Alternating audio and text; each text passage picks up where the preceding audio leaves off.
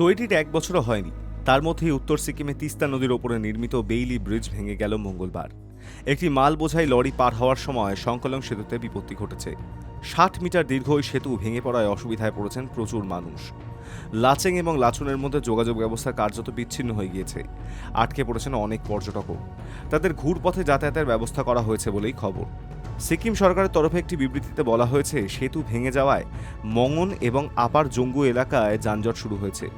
তিস্তার উপর তৈরি পুরনো সেতু ভেঙে যায় গত বছরের জুন মাসে। ওই সময় অতিবৃষ্টিতে বিধ্বস্ত হয় উত্তর সিকিমের বিস্তীর্ণ এলাকা। সে সময় যুদ্ধকালীন তৎপরতায় সেনার সহযোগিতায় তৈরি হয় বেইলি ব্রিজ।